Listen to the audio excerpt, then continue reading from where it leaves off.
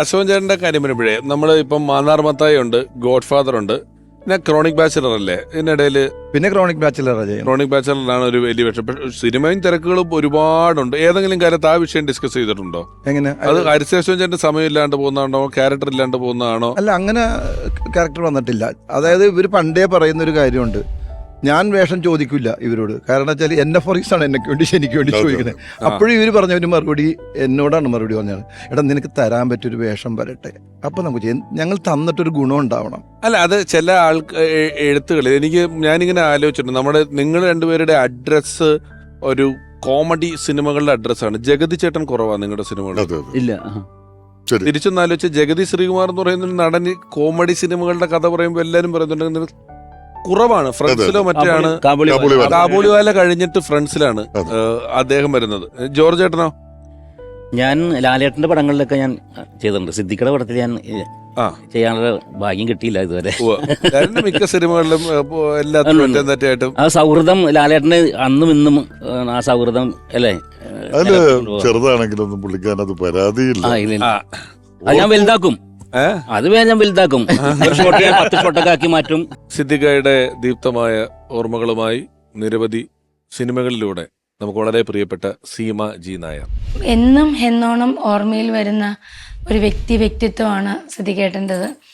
ഞാൻ ആദ്യമായിട്ട് ക്രോണിക് ബാച്ചിലറാണ് ചെയ്യുന്നത്. അതിനു മുമ്പ് കാബൂളിവാലയ്ക്ക് വേണ്ടി എന്നെ വിളിച്ചതാണ്.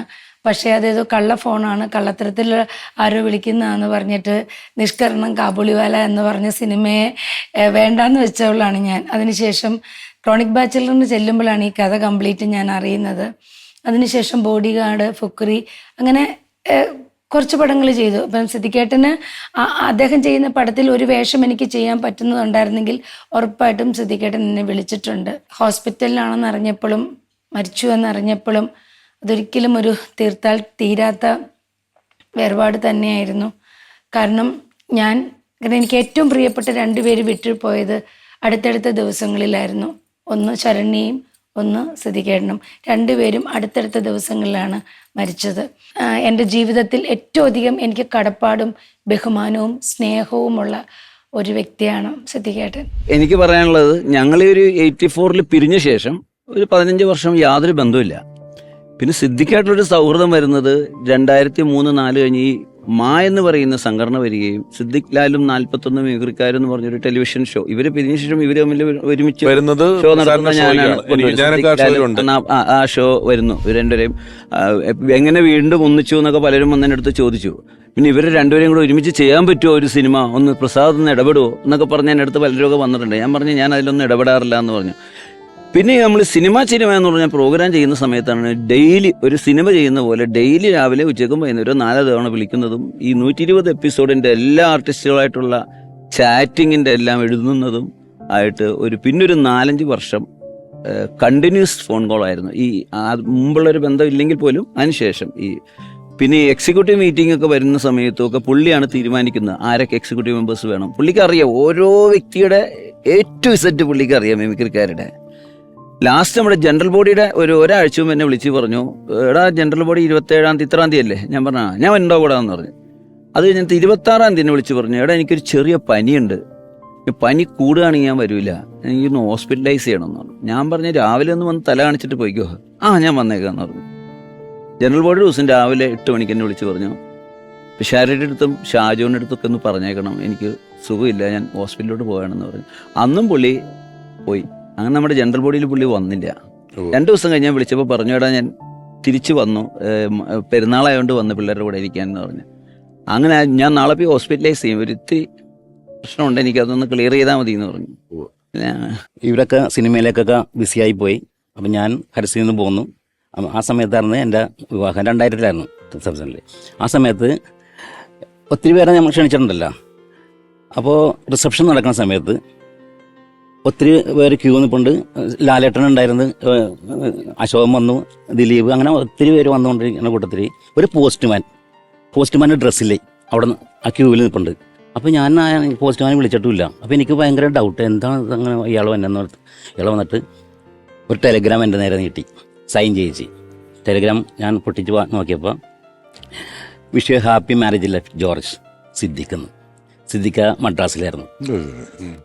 അത് അന്ന് അത്ര തന്നെ വരാൻ കിട്ടിയേക്കണ ഗിഫ്റ്റുകളിൽ വെച്ച് ഏറ്റവും വിലമതിക്കാനാവാത്തൊരു ഗിഫ്റ്റാണ് ശരിക്കും പറഞ്ഞാൽ.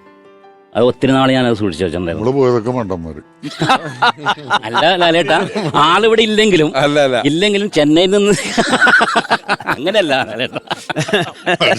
ഒരു ടെലഗ്രാം അടിക്കേണ്ട കാര്യമുള്ള എനിക്ക്, ഒരു ടെലഗ്രാം അടിക്കേണ്ട കാര്യം. അതാണ് അടുത്ത കല്യാണം ആവട്ടെ. അല്ല ഞാൻ പറഞ്ഞത് ശരിയല്ലേ? ആ ഒരു മറന്നില്ല, നമ്മളെ മറന്നു. അല്ല, മറക്കാൻ കാര്യം ചെയ്യും. നമുക്ക് ഈ അവസരത്തിൽ നമ്മൾ പറയുന്ന ഒരു സൗഹൃദ സംഘം, നമ്മൾ സൗഹൃദങ്ങളെ കുറിച്ചാണ് പറയുന്നത്. ഇവരുടെ ഒരു ഇടയ്ക്കിടയ്ക്ക് ഒത്തുകൂടുന്നൊരു സൗഹൃദമുണ്ട് ഈ പ്രസാദേട്ടൻ, ലാലേട്ടൻ, സിദ്ദിഖൊക്കെ. ആ സംഘത്തിലുള്ള ഒരാൾ തന്നെയാണ് സംഗീത സംവിധായകൻ ബേണി ഇഗ്നേഷ്യസ് എന്ന. ഇവർ ഇരട്ട സംവിധായകരായിരുന്നു എന്ന് പറയുന്നത് പോലെ തന്നെ ഇരട്ട സംഗീത സംവിധായകരായ ബേണി ഇഗ്നേഷ്യസിലെ ബേണി സാർ ഇപ്പോൾ സിദ്ദിഖാനെ ഓർക്കുന്നു. ഡയറക്ടർ സിദ്ദിഖ് സംവിധായകനാകുന്നതിന് മുമ്പ്, സ്ക്രിപ്റ്റ് റൈറ്റർ ആകുന്നതിന് മുമ്പ്, സിനിമയിലൊക്കെ പ്രവേശിക്കുന്നതിന് മുമ്പ് എൻ്റെ ബാല്യകാല സുഹൃത്താണ്. മിക്കവാറും ദിവസം സിദ്ദിഖിനെ ഞാൻ കാണും. ഞങ്ങൾ ഞായറാഴ്ച ഒരുമിച്ച് കൂടി ഒന്നെങ്കിൽ അദ്ദേഹത്തിൻ്റെ വീട്ടിലായിരിക്കും, അല്ലെങ്കിൽ ലാലിൻ്റെ ഫാദർ പോളിയേട്ടൻ്റെ വീട്ടിലായിരിക്കും. കുറേ നേരം ഇരുന്ന് തമാശയൊക്കെ പറഞ്ഞിട്ടേ പിരിയാറുള്ളൂ. എല്ലാ ദിവസവും എന്ന് പറഞ്ഞ ഒരു അരമണിക്കൂർ, ഒരു 1/2 കിലോമീറ്ററെങ്കിലും ഞങ്ങൾ ഒരുമിച്ച് നടന്നിട്ടാണ് ഞാൻ എൻ്റെ പ്രീ ഡിഗ്രിക്ക് പഠിക്കുന്ന സെൻറ്റ് ആൽബർട്ട്സ് കോളേജിൽ പോകും. അദ്ദേഹം ജോലി ചെയ്യുന്ന മുസ്ലിം സ്കൂളിലേക്ക് അദ്ദേഹം പോകും. ഒരു ദിവസം അദ്ദേഹം വളരെ മ്ലാനവതനായിരുന്നു. ഞാൻ ചോദിച്ചു, എന്ത് പറ്റി സിദ്ദിഖേ? ഒരു മൂഡിലല്ലോ, സാധാരണ പറയുന്ന തമാശയൊന്നും പറയുന്നില്ല. പറഞ്ഞു, ബേണി, ഞാൻ ഇന്നലത്തെ കൊണ്ട് എൻ്റെ കലാജീവിതം മതിയാക്കണം എന്ന് കരുതിയാണ് ഇപ്പോൾ ഇരിക്കുന്നത്. ഇനി ഒരിക്കലും ഞാൻ ഈ ഫീൽഡിലേക്ക് തിരിച്ചു വരില്ല. അതെന്ത് പറ്റി അങ്ങനെ ചിന്തിക്കാൻ എന്ന് പറഞ്ഞു. അവ പറഞ്ഞ്, എനിക്ക് വളരെ വിഷമകരമായ ചില സംഭവങ്ങൾ ഇന്നലെ നടന്നു. പലരും എന്നെ ഇൻസൾട്ട് ചെയ്ത് സംസാരിക്കുന്ന പോലെ സംസാരിച്ചു. എനിക്ക് ഈ പണി പറ്റില്ല, എനിക്ക് എൻ്റെ ഈ മുസ്ലിം സ്കൂളിലെ ജോലി മതി, ഞാൻ അങ്ങനെ ജീവിച്ചോളാം എന്ന് പറഞ്ഞു. അപ്പോൾ എൻ്റെ ജ്യേഷ്ഠനൊക്കെ പറയുന്നത്, എൻ്റെ പലരും പറയുന്നതായിട്ടുള്ള ചില പോസിറ്റീവ് തോട്ട്സ് എല്ലാം എൻ്റെ മനസ്സിൽ പെട്ടെന്ന് വന്നു. ആയിരിക്കാം, ഞാനല്ല അത് പറഞ്ഞത്, എന്നെക്കൊണ്ട് ദൈവം പറയിപ്പിച്ചാണ്. ആ പറഞ്ഞതിൽ നിന്നും അദ്ദേഹത്തിൻ്റെ മനസ്സ് മാറി. പിന്നെ അദ്ദേഹം പൂർവാധികം ശക്തിയോടെ ഈ ഫീൽഡിലേക്ക് തിരിച്ചു വരണം, പല കാര്യങ്ങളും ചെയ്യണം എന്നുള്ളൊരു ശക്തമായ തീരുമാനത്തോടെയാണ് അദ്ദേഹം പിന്നീടുള്ള ദിവസങ്ങൾ കഴിച്ചു കൂട്ടിയത്. ഇത് ഞാൻ അറിയുന്നത് മനോരമ സൺഡേ സപ്ലിമെൻറ്റിൽ അദ്ദേഹം എന്നെപ്പറ്റി ഒരു പാരഗ്രാഫ് എഴുതിയിരിക്കുന്നു, സിദ്ദിഖ് ലാലിൻ്റെ ഒരു മുഴുനീള പേജിൽ. ഞാൻ ഉടനെ വിളിച്ചു, എന്താണ് എന്നെപ്പറ്റി എഴുതാൻ കാര്യം എന്ന് ചോദിച്ചു. അപ്പോഴാണ് പറഞ്ഞു, ബേണി, ഞാൻ എഴുതുന്നത് എൻ്റെ ഹൃദയത്തിൽ നിന്നാണ്, സത്യമാണ് പറയുന്നത് എന്ന് വെച്ചിട്ടുണ്ടെങ്കിൽ അന്നത്തെ നിങ്ങളുടെ വാക്കുകളാണ് എൻ്റെ ഹൃദയത്തെ മാറ്റിമറിച്ചത്. എനിക്ക് ഇതിൻ്റെ അകത്ത് മുന്നേറണം, ഒരുപാട് കാര്യങ്ങൾ ചെയ്യണമെന്നൊക്കെ തോന്നിയത്. അങ്ങനെയാണ് ഞാനിപ്പോൾ ഇവിടം വരെ എത്തിയ ഒരു ഡയറക്ടറായിട്ട് നിൽക്കുന്നത് എന്ന് പറഞ്ഞു. അത് ഞാൻ വെറുതെ പറയുന്നതല്ല എന്ന് പറഞ്ഞു.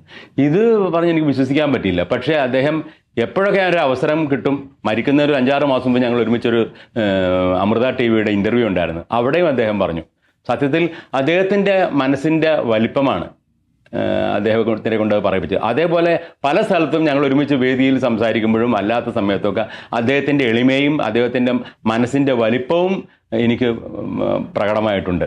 അപ്പോൾ സത്യം പറഞ്ഞാൽ അദ്ദേഹം ഒരു ഡയറക്ടറോ സ്ക്രിപ്റ്റ് റൈറ്ററോ മാത്രമല്ല, ഒരു മഹാനായ വ്യക്തി കൂടിയാണ്. അതുകൊണ്ടാണ് അദ്ദേഹത്തെ പറ്റി ഒരു വാക്കുപോലും മോശം പറയാൻ ഒരാൾക്കും സാധിക്കില്ല. അദ്ദേഹത്തിൻ്റെ കലാപ്രതിഭയെ പറ്റിയോ അദ്ദേഹത്തിൻ്റെ ഡയറക്ടർ എങ്ങനെയാണെന്നൊന്നും നമ്മൾ പറയേണ്ട കാര്യമൊന്നുമില്ല, അതെല്ലാവർക്കും അറിയാവുന്നതാണ്. അപ്പം അദ്ദേഹത്തിനും സത്യത്തിൽ കലാകാരന്മാർക്ക് മരണമില്ല എന്ന് പറഞ്ഞാൽ അദ്ദേഹത്തിന് മരണമില്ല.